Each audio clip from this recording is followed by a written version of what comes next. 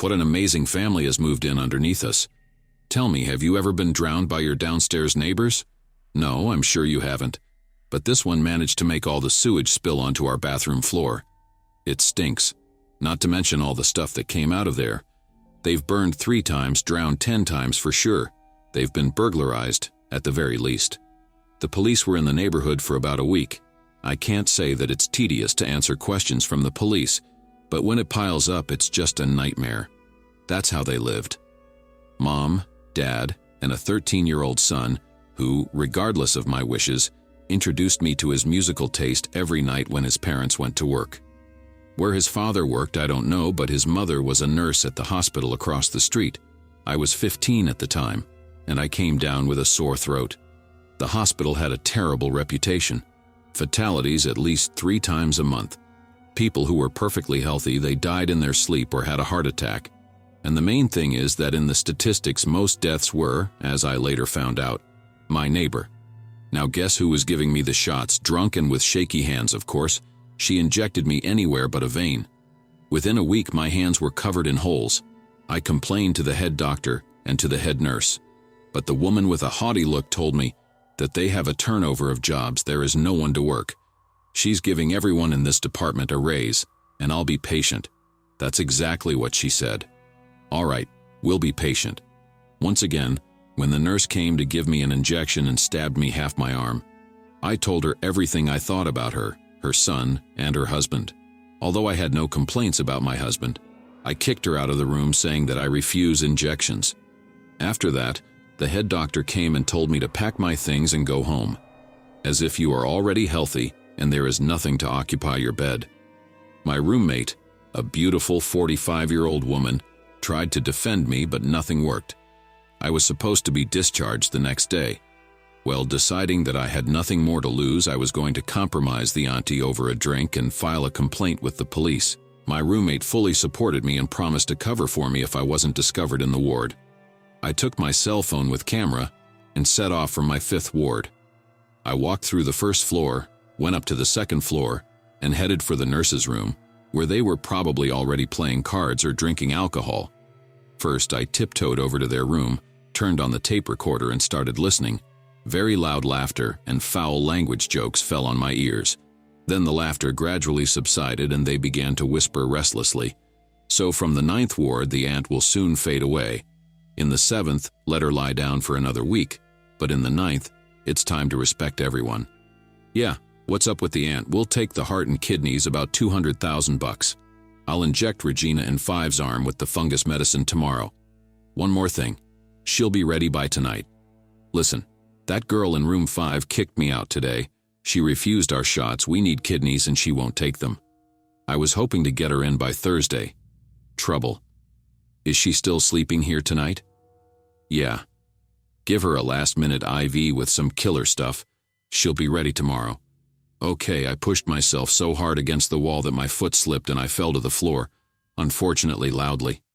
Who's that? You bastards. It came out of my mouth. It was a mistake. They couldn't let me out of the hospital alive, of course, or their hospital business would come to an end. Get the scalpel out, someone shouted, and a crowd of nurses came running after me. I ran, saving my life from the nurses. First, I ran down the long corridor. It was dark, everyone had gone to bed. And instead of screaming at half the hospital, I didn't make a sound. I was so scared and sick. Then I ran to some stairs and went down them. It turned out to be the stairs to the basement. Okay, I need to calm down and analyze everything. I'm in the basement. Okay, good. I don't think anyone saw me jump in here. I need to hide and run out at the right moment and get back to my room. I'll be out of sight of the doctors and my roommate. God, what a disgusting smell. It's like someone's rotting. I can't wait to go home. I heard someone moaning right next to me. I pulled out my phone and shone it at the spot where the sounds were coming from. There was something covered in blood. I quietly touched it with my hand and saw Mr. Michael's face. It was our ward neighbor who supposedly died of asthma yesterday. They were going to strip him for organs too. Apparently his head was bashed in, and I think his jaw was broken. I think he fought back. He looked at me and screamed so loudly that he got me in trouble. Run, girl, get help. The nurse's footsteps drummed up the stairs at once. We've got to think of something. What do we do? Suddenly I fumbled for the light switch and flicked it with my finger. Why? I don't know. It's the only thing I don't remember after that. I fell senseless. All around me were the bodies of those who had died at the hands of organ traffickers. They'd been here for what seemed like an eternity, and no one had thought to remove them. That's where the smell came from. It's dark. When I woke up, I was already tied to some kind of bunk or couch. I don't know. Hot tears were running down my cheeks. I'll be killed. No one will know. They will say that I had a heart attack at a young, weak heart, or they will think of something else. My right hand hurt terribly. It was burning. I looked at it and noticed that it was all in some gray spots and swollen. What's that? It's crazy. I tried screaming. Naturally, no one heard me. To the misfortune of me and all those poor people, our hospital's basement is the only one that's been done right. Thick walls, iron door. So what is it? It's tearing my arm off. I gotta look. Okay, I look over and I see my favorite housemate. You awake? No anesthesia, bitch. She walks up to me with a scalpel, reaches in and starts cutting me in the kidney area. It hurt like hell, but I didn't pass out. Blood ran down my stomach. I screamed, but she didn't even bat an eye. She just kept doing what she was doing. I clenched my fists and tipped my head back. All around me, hospital business was bustling. Some men were carrying containers, rearranging the beds with the used ones as they called those they'd already operated on. Some were still resisting and fighting back. But they had the worst luck. They had their arms and legs broken, their necks snapped so they wouldn't fight back. Some guy walked past me, stroked my head and said, "Pretty, why did you anesthetize her?" Immediately he got a spit in the face from me and a slap from my grief-stricken neighbor. "Get out." She gritted her teeth. My eyes went dark. I must be dying. There's too much blood on the floor. Somehow it seems to me that at the most critical moment, the riot police burst through the door. As it turned out later, it was my roommate, concerned about my long absence, who called the police.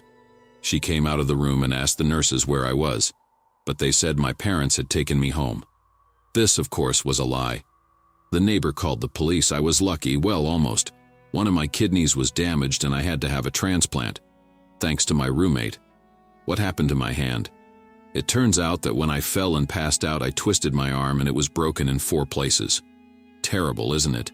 The shop was shut down, of course. Relatives finally found their dead relatives, who were allegedly examined for a long time. By the way, those who waited very long were given simple dummies in bags and forbidden to open them. The corpse was said to be in a terrible condition. The dummies were kept separately. They were disposed of by taking them out at night and burning them. All the nurses and suppliers got life sentences, some for 20 years or more. My neighbor went to jail for life. It turns out that this steady income served the nurses for years. And most importantly, no one bothered why the hospital had a high mortality rate and why people with the flu were suddenly dying of heart attacks, asthma, cancer, and so on. It's like this.